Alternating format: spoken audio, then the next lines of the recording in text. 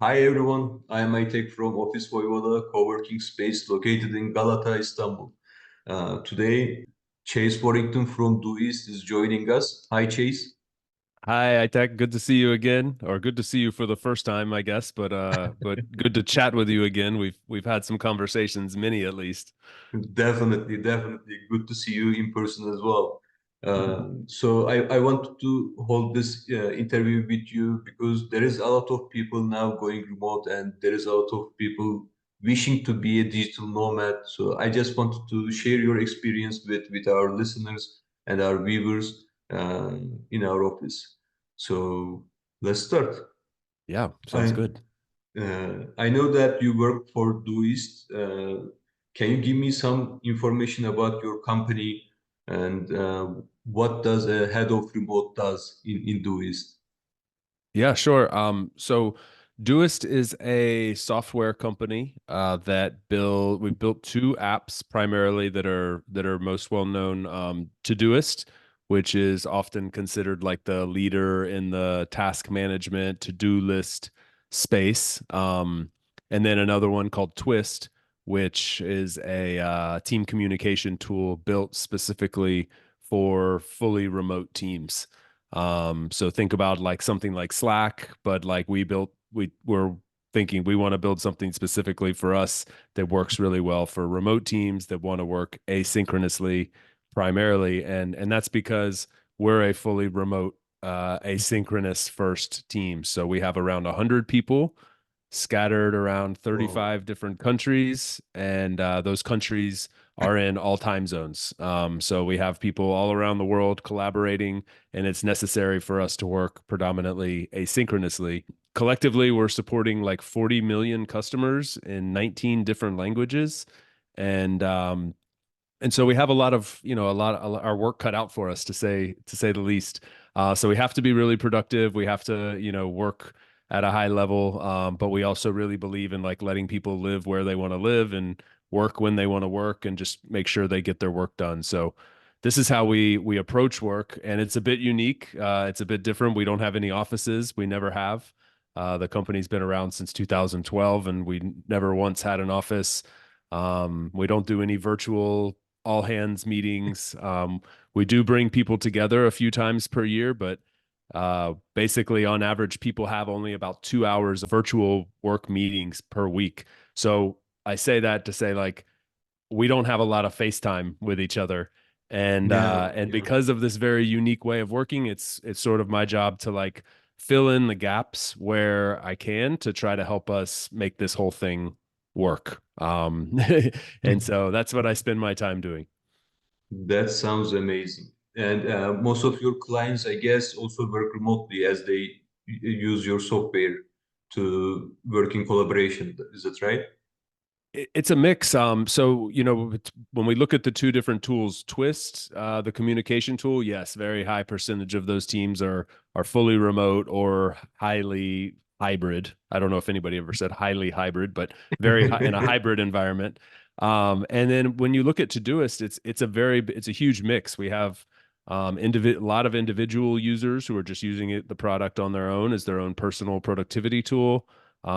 We have small teams of, blue collar teams that do, everyday work. We have families, we have churches, we have academia, and then all the way up to major corporations, like, Google and NASA that are using it. So it's a wide spectrum. And that's by design. Like we want to be applicable to someone who wants to use it in a very simple way, but also people who want to use it in a very complex way. We say simple yet powerful is kind of our approach.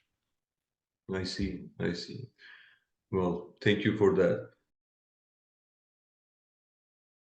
I did a little research and you mentioned asynchronism. So I don't fully comprehend how to work asynchronously and how you Mm. communicate with each other during different time zones, working in different time zones. So can you explain more about that?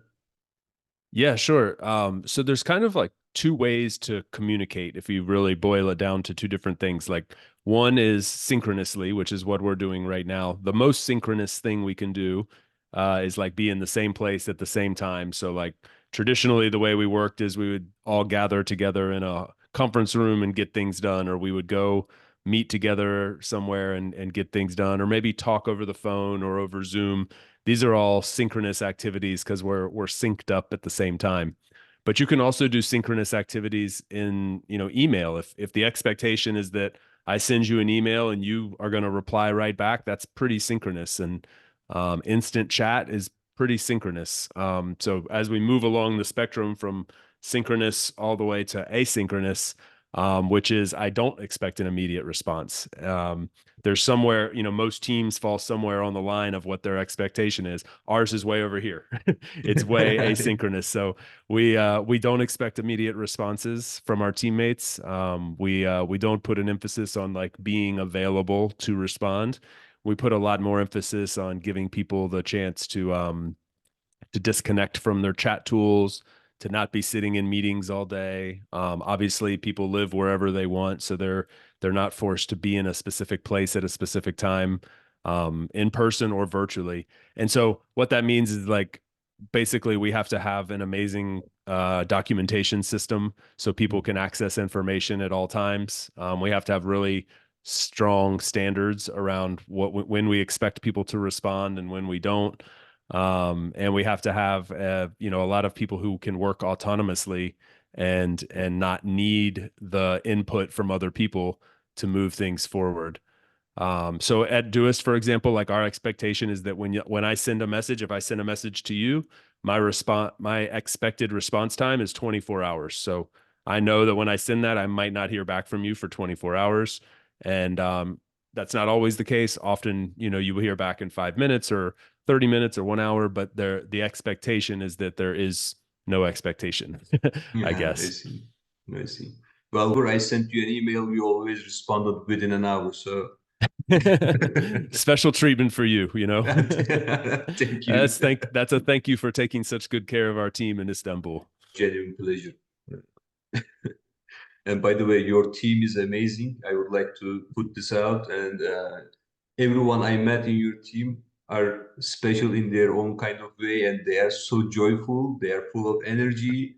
I wasn't expecting this when we were having the DOIST team, and I loved your entire team. They were so joyful.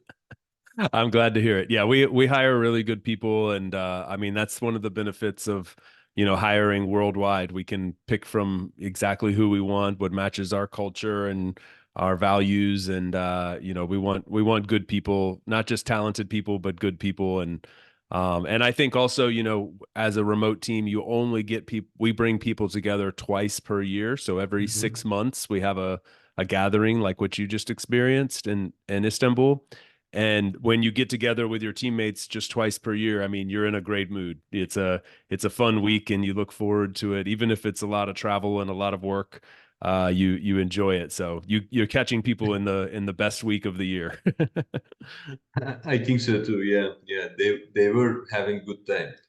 And I think your company is providing them pretty good benefits or I don't know, opportunities so that they are very appreciating their position in Yeah, DOIST, so that they want to be in DOIST and they are happy to be there.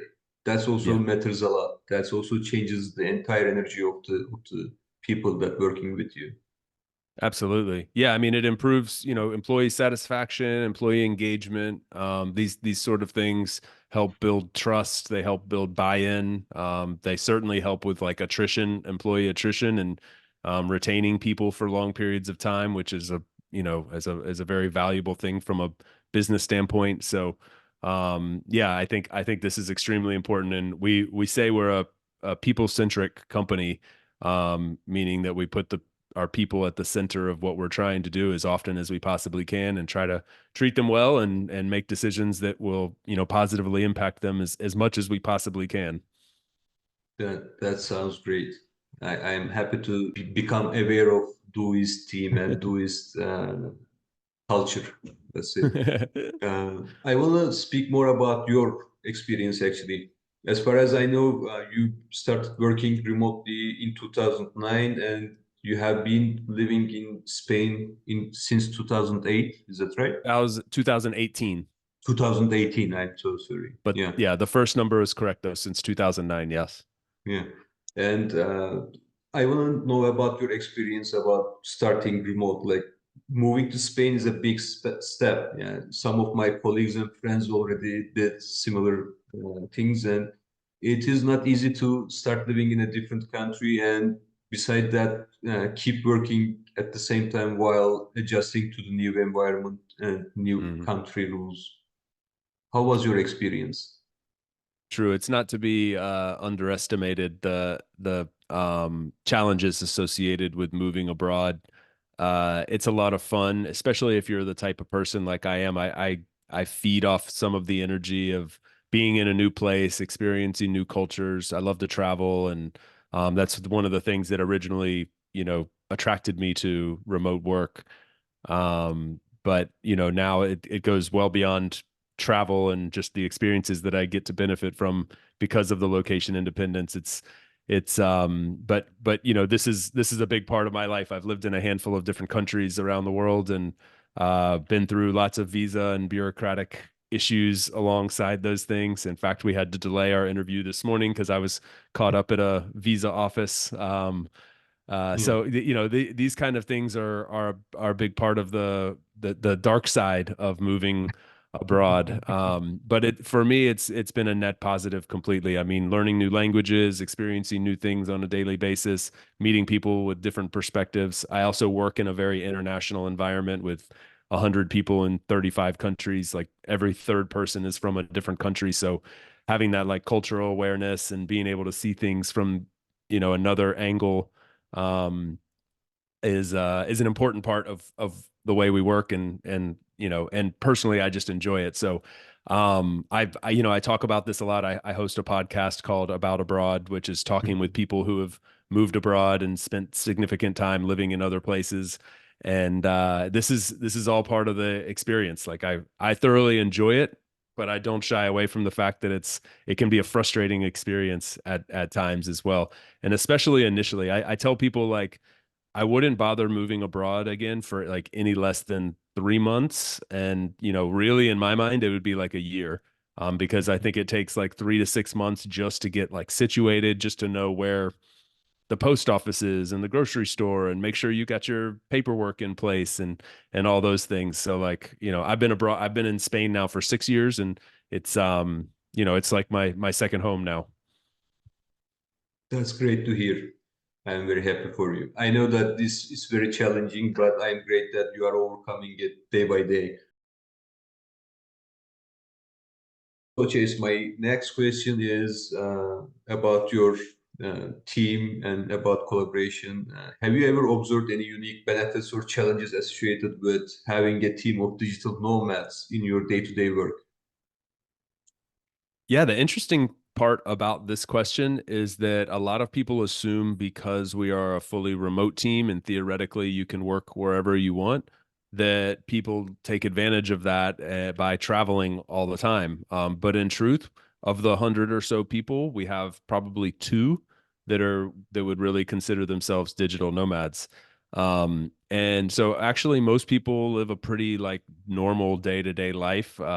Maybe some of them take some workations, and go spend a month in a place and take their laptop with them every now and then. But I would say the vast majority of them like live in the same place. A lot of them don't even like traveling.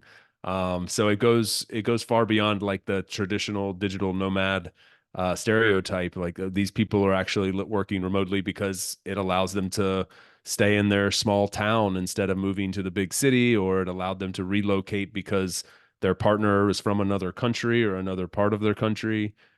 We've had people that have really enjoyed this location independence because it allowed them to be closer to their aging parents. One guy in particular like to relocate to a small Greek island where his parents were, so he could but still keep his well-paying tech job.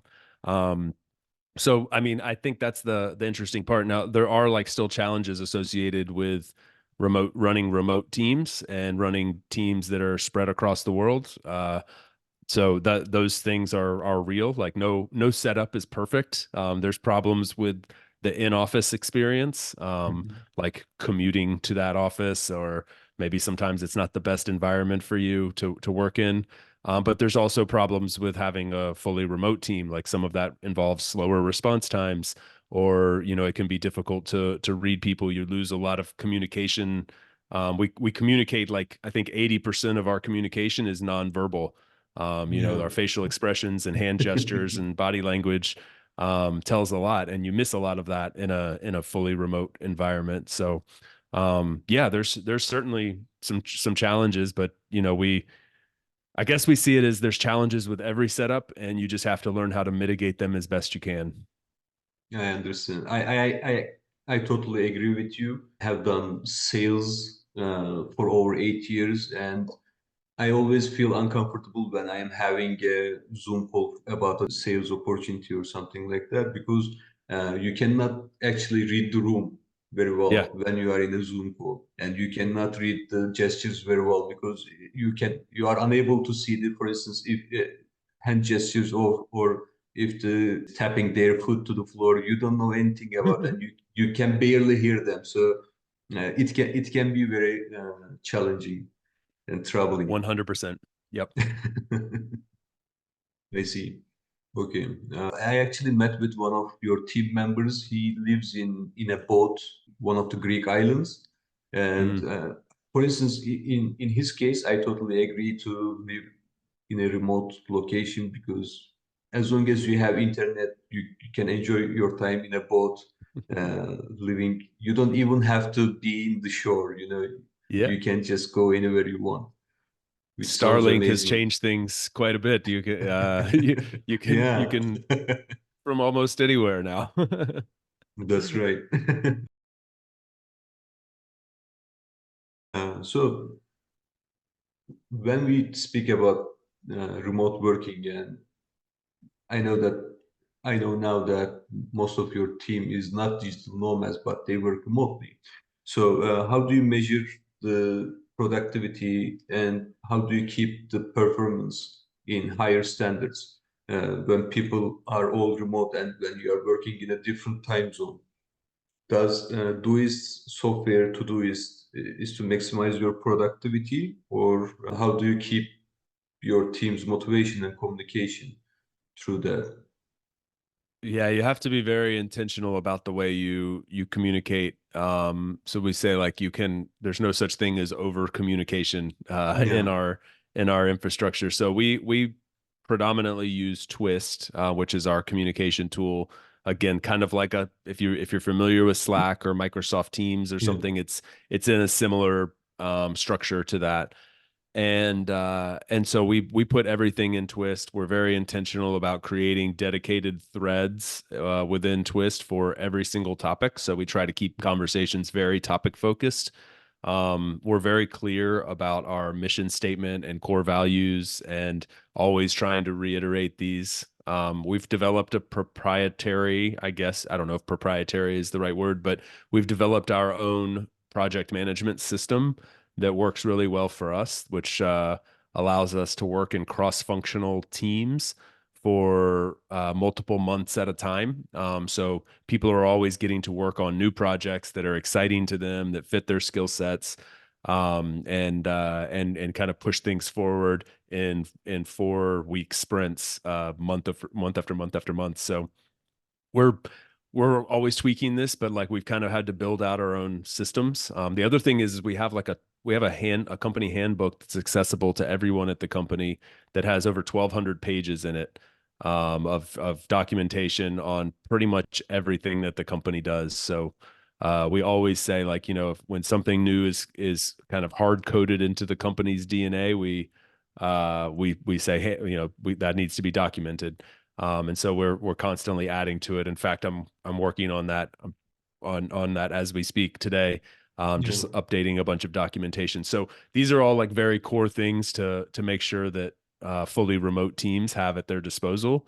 And it all kind of starts with like an emphasis on over communication, because you need everything to be available so that people can access it 24/7. Since people are working literally 24/7.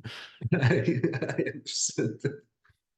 That's so true. And I actually follow you on LinkedIn, and I see your updates about your company handbook. And the details that you keep track of and the details that you actually emphasize is amazing. Like you think through every single thing that a regular remote worker uh, can experience. So Yeah. I really admire that. It is great. Yeah. Thank Thank you. you for updating it, by the Yeah. way. Thank you. Yeah, it's an important part of how we work, and and building in public is also something we believe in a lot, like sharing the way that we're working and learning, because we've learned a lot from other companies that have taken that approach. So we're sort of like try to pay that back, because it's helped us build a solid company, and we want to help others. And we also think this is sort of like the future of work. Like we would like other companies to have, we would like for this to become less normal or less abnormal, and more of something that a lot of people have access to. So if we can influence that in some small way, that's a bonus for us. I totally agree. Actually, in your previous answers, I realized that you mentioned traditional digital nomad. And Yeah. I thought that struck me as kind of weird too, like traditional digital nomad. becoming a digital nomad is also becoming a traditional regular thing. So yani, I love that you guys are always going forward and always stepping up and developing the work-life balance and making it more normal, making it Yeah. day-to-day life. Yeah. Yeah. That's the idea.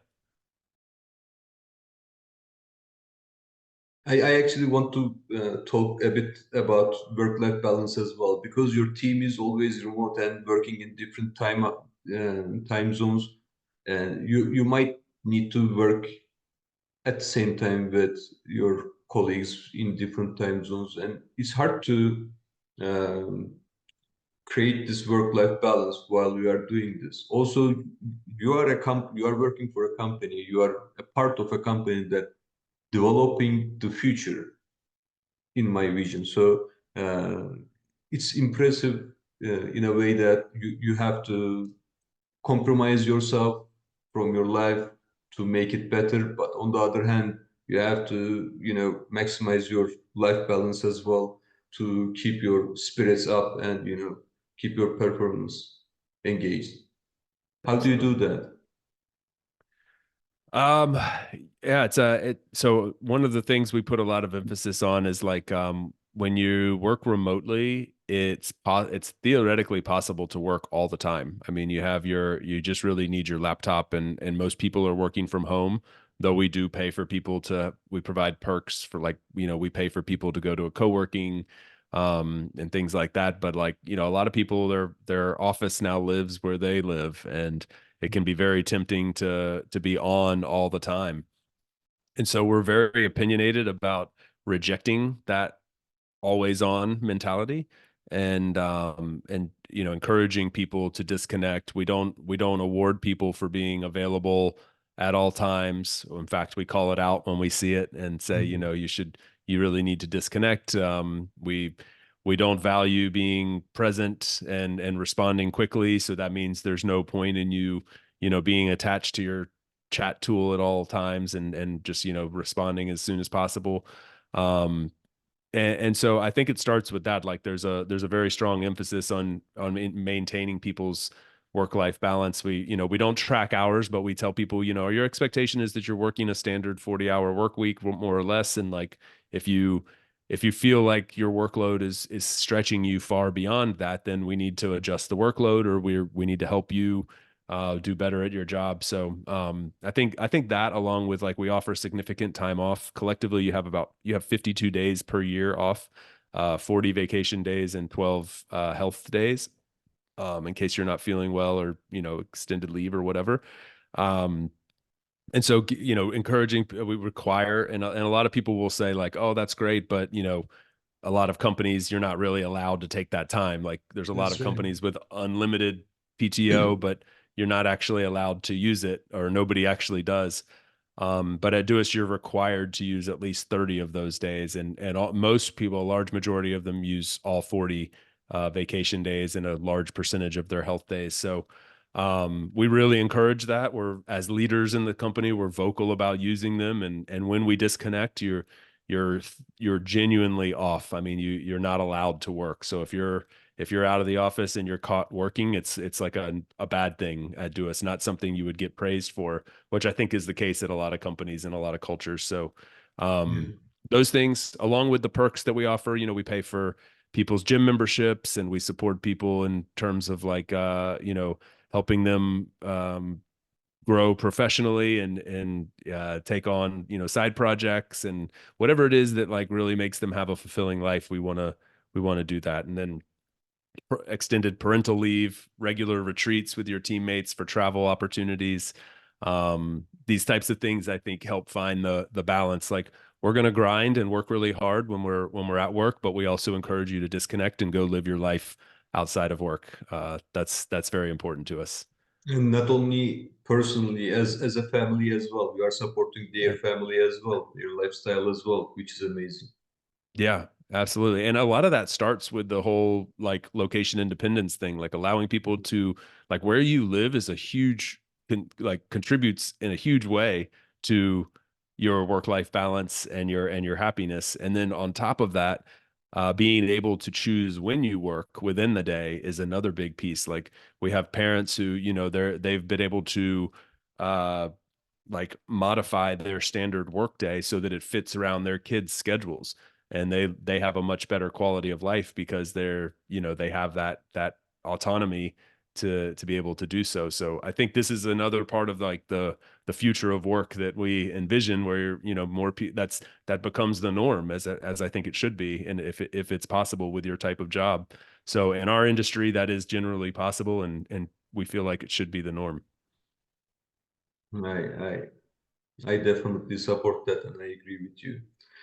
Hopefully, it will become an international vision Yeah. soon.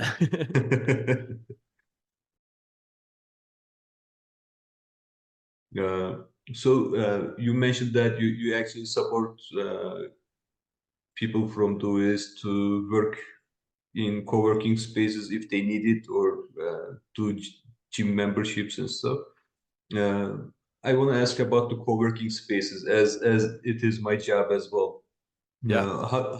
How does a remote worker pick up a co-working space? What the key things that they check before they pick a co-working space? I mean, there Mm. is a bunch of things that vary in a co-working space. It might be the quality of coffee, to the working hours, to the internet speed, and goes on and on. So, for instance, how about you? What do you pick? What do you choose? How do you Yeah. choose? I'll start by saying, like, people always ask me, like, oh, don't you get tired of working from home? Like, don't you want to get out of the house? And I'm like, yes, I do. That's why I go to a co-working space every day. So I'm a longtime member of several different co-working spaces, and I swear by it. I need that disconnect from the house, and that separation of space, and also like from a social aspect, it's nice to just get to know other people and have lunch together and things like that. So personally, that works great for me. Funny enough, like a lot, not it's not the case for everyone. A lot of people really enjoy working from home, but for me, that's the case. Some things that are important to me is I like to have a dedicated desk. So I Mhm. like to be able to, I don't like packing up and unpacking every single day. I like to have my own desk. I like that desk to be pretty good size. I like to have a nice chair that's Mhm. ergonomic and suits me well. These things sound basic. They're not at a lot of I, places. yeah, Uh, you have totally to put agree. an emphasis on this. I also want a place where like the culture is that it is focused on work. Some places are too social, and that's fine for some people, but for me, like, I'm going there to get work done, and I'd like to have like on a out 90% work and 10% social, and some places are like 90% social and 10% work. So the most important thing for me is that it's like, convenient to get to, has a comfortable place for me to work. The people around me are focused on work. And then, but there is a social element. Occasionally there's activities after work, or there's people having lunch together.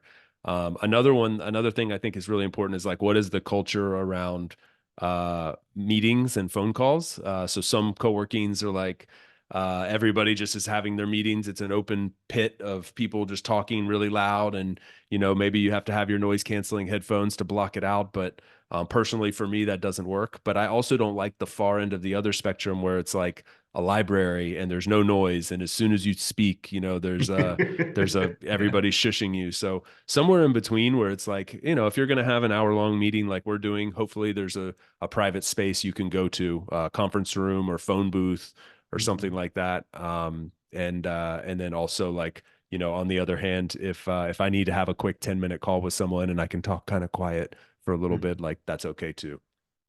I see. I see. How do you And good feel coffee about is the always good. form? You mentioned coffee. That's important.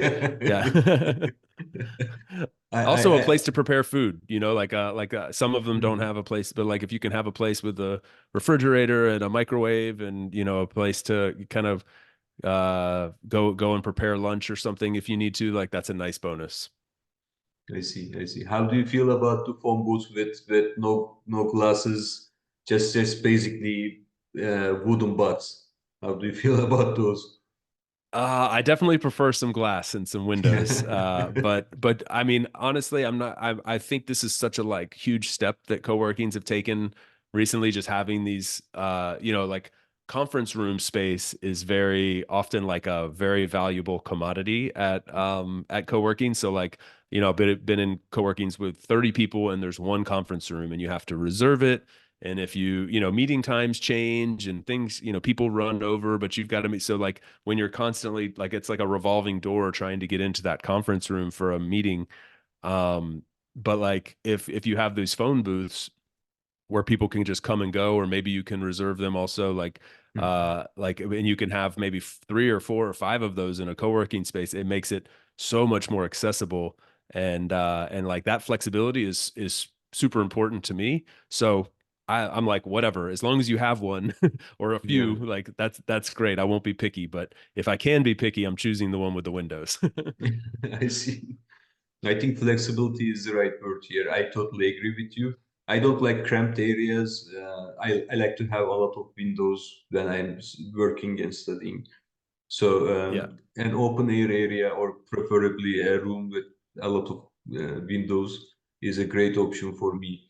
And flexibility on changing the time of the reservation has to be an option. Otherwise, for instance, for this meeting, it might extend a few minutes, but you have to have that flexibility with you, right? Yes. Yeah, exactly. That's it. Yeah. How often do you get together with your team? You actually mentioned this, but I just Hmm. want to ask it again Yep. to give out some more details because I know that you have pretty good stories here in this question. How often do you get together with your team members and colleagues in person?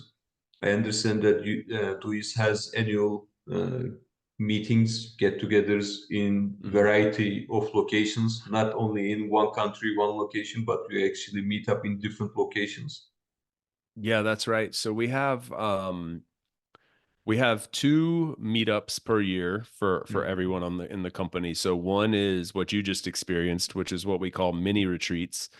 These usually take place in Q1, and it's your individual team getting together. So, we had the back end team there, for example, with you in Istanbul. Meanwhile, I was with the product and marketing team in Miami. And then we had teams in other cities like Athens and Budapest and Barcelona and scattered around the world. Each team went to their own individual offsite for a week. And then we also have about 6 months later, we host an event we call DOIST Connect, which is the whole company coming together to one central location. And so that way, about every 6 months, you can look forward to a retreat with your team or I with your see. teammates. I see. And you do some activities and retreats there, as you mentioned. Like I saw on your LinkedIn page that there was a axe throwing uh, Yeah. event. Is that right? Yeah, yeah. I went to the offsite that I went to last year in Prague. There was a place where you could go axe throwing, and I mean, I don't know if it sounds insane or amazing or like kind of crazy, but yeah, you're Little bit throwing of axes all. at walls. Yeah, a little bit of it all. But it was a great team building activity. I mean, we were seeing when you see that quiet designer that you never had a conversation with suddenly hurling a meter long axe at a wall and screaming with joy when it sticks in the wall, you build a bond, you can't help it. Yeah. I see. You don't have, you shouldn't push his nerves. You Yeah, understand that yeah, actually, yeah, at I least. won't mess with that guy. Yeah. I see. Okay. How about your backend team? How was their experience? I don't know. Did you had time to chat with them? I wanted to have this interview actually just few weeks after after your event, so that you can get their experience and information about how they felt and what they did, and were they happy with their experience in Ofis Voyvoda and the city itself? How? Absolutely. Yeah, this is the second time we sent a team to Istanbul, and Mhm. last year we sent a team there as well. And this was just the feedback from this trip has just been incredible, like super high remarks on all regards. A shout out to you as well because I actually, after reserving the co-working with you, I actually shared our itinerary and you Yeah. made some great suggestions, some improvements on the restaurants that we chose and some activities. And you even helped me with the reservations. I mean, you went above and beyond. So setting aside the fact that the team had an incredible experience at the co-working and just said, it was super productive, nice environment, very friendly people. On top of that, the service that you provided and the friendliness on that side was just great. And then Istanbul speaks for itself. I mean, it's an amazing city. It's such a great location. I think it's maybe overlooked by other remote teams like us that are looking for good offsite locations, but it's such an incredible, I mean, the airport is massive. You can get in and out of it. The city has so much to see. It's relatively inexpensive when you're comparing it to like that back end team last year went to Paris, for example, and it was so much more expensive to do that trip to Paris. So, you have like a wonderful international city and ease of accessibility for people coming from all corners of the world, and then like friendly people like yourself, good co-working, good food. It's the perfect recipe for a offsite. So yeah, our team came back very happy. They want to come back next year. Very glad to hear that. Yeah, I'll make my preparations. nice. Uh, so I want to get out of the subject for a little. I want to hear about your experiences with remote working and with perhaps experience about a co-working space or about your travels. Do you have any funny moments or interesting facts about what you have been through with your travels, with your remote living? Probably plenty. I mean, one of the ones that comes to mind is like my wife and I are camper van people. So we have a camper van and we travel around with our like 23 kilo Siberian Husky.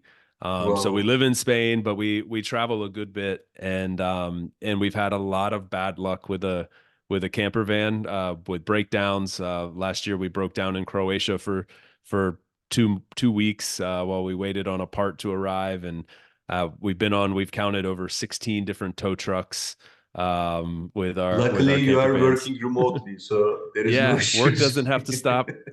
It's quite funny to see your Siberian Husky riding around in a tow truck with your camper van strapped to the back multiple times. So we always get some stares, but anyway, yeah, I mean, we've tried to take advantage of the location independence and explore as much as we can.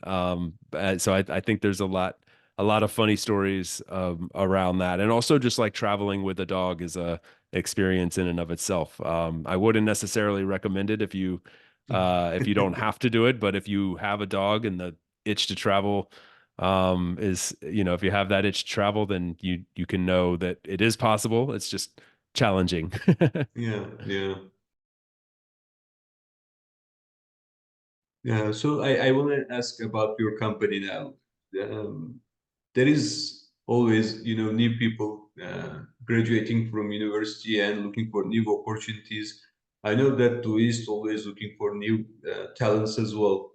But can you share some information about like what DOIST is looking for and how can they become a part of DOIST and what Hmm. is the key aspect for you when you are checking a CV?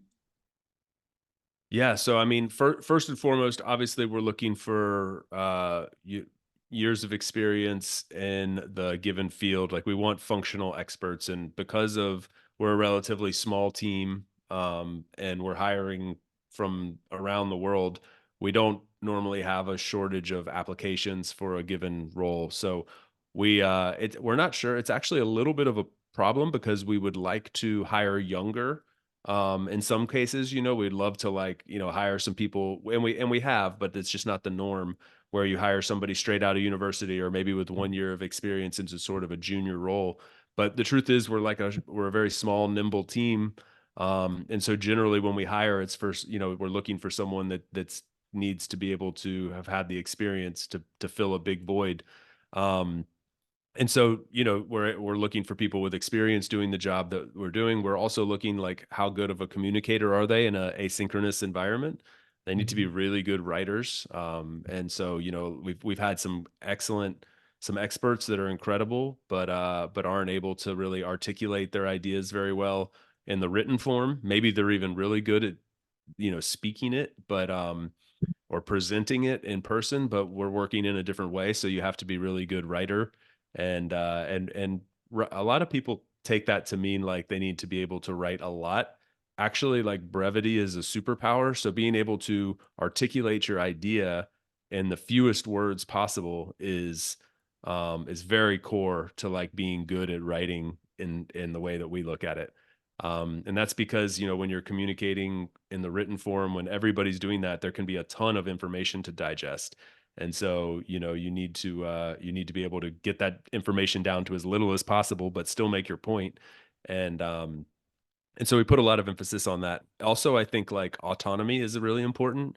People that can demonstrate that they're good, they're decision makers, they're people that are comfortable, not seeking consensus, but just, like, moving forward and making a decision, is something that's, important to demonstrate in the process. And then one thing I would add, like, what we're not looking for is somebody that says, I wanna work remotely because you're not alone. Like, that doesn't help us, and you're not, you're get in line. Like, everybody wants, or not everybody, but a lot of people wanna work remotely. So I always like, if you're a person applying for a job at DOIST or another remote company, avoid, like, just leave that sentence out of your CV. That's not important. Demonstrate that you have worked remotely. That's important. But to say that's what you're seeking, doesn't help your case. Yeah, yeah. It gives a lazy vibe, I think. Yeah, yeah, I think, and I think it just doesn't set you apart when you're talking about I talked to a CEO at a company this week who opened a job application for 48 hours, and he got 500 applications in 48 hours. And Wow. a huge percentage of them started off by saying, "I would love the chance to work remotely," and it's like, that doesn't help us. Everybody here wants to do that. So demonstrate your skills, demonstrate your ability to work remotely, but don't say that that's the reason that you're interested in the job. Yeah. And as you mentioned that you don't have an office as do is, so basically you cannot provide them an on-site job. Is that right? Right. That's So, correct. Yeah. That's it. so working working remotely is basically the mandatory thing to do. Yeah. Yeah. There is no other way. Like, working is working remotely for us. Yeah. I see. Okay. Uh, okay, my final question. I know I bothered you enough, so I'm finishing it soon. Don't worry. Not at all. So No, it's been fun. thank you. Fun for me as well, and very insightful. I'm Yeah, glad. I want to ask about the future of remote work. How do you think that things will improve in future? What do you see that how do you see that things will improve itself in let's say 5 to 10 years? I know things are improving so fast, and with the AI coming up, I know that everything is changing so fast. I am even having trouble to keep up with it. So uh, I cannot say a 20 year later from now. We Yeah. have to shorten the time period. So I can say maybe 5 years from now, maybe 10, but let's say in 5 years from now, what do you think the future for remote work holds?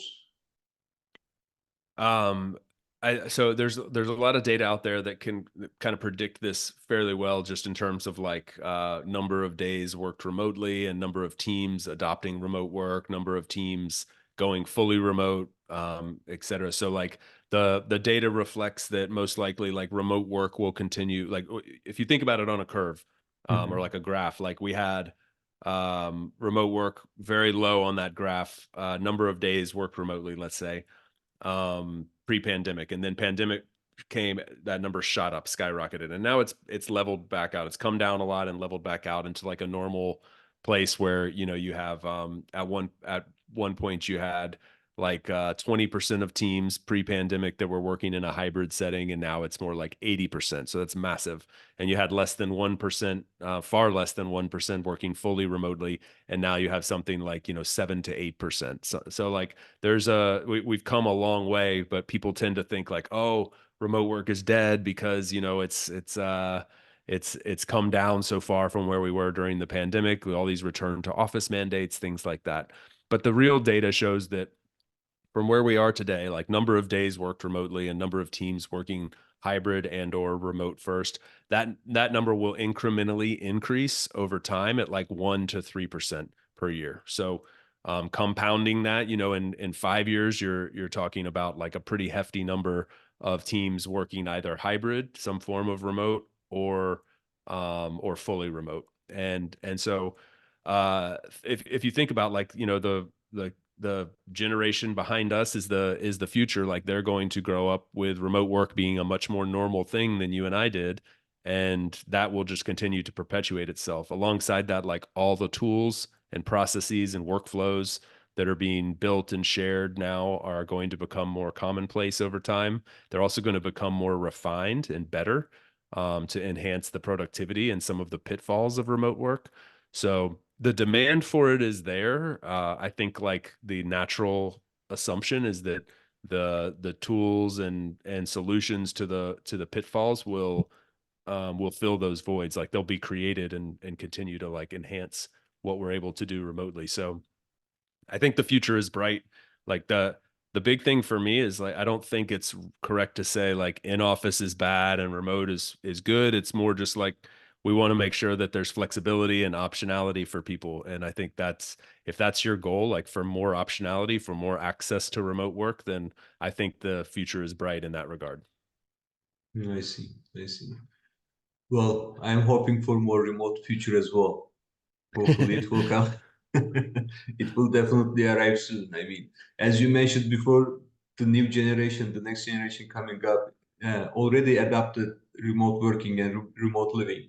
They Yeah. started their schools as studying remotely when they are in high school, in university. During COVID time, they learned to study their classes remotely. So they are already adapting remote work. So I Yeah, think it will become all international aspect. Mm. absolutely. Well, thank you very much, Chase, for your time. It was lovely chatting with you, and thank you so much information about the DOIST, and thank you so much information about your lifestyle and remote work. Uh, I got a lot of information, and I loved what I learned, and I would be happy to share with our guests as well. And I'm I'm looking glad. forward to seeing all of you guys, and this time personally you as well in Ofis Voyvoda. Yeah. I hope so. Yeah, thank you as well. I hope my offsite next year is in Istanbul because it's at the top of my bucket list. So Yeah. anyway, I hope to be seeing you there soon. Thank you again for your help and for hosting our team. We really enjoyed it, and I, yeah, looking forward to meeting in person next time.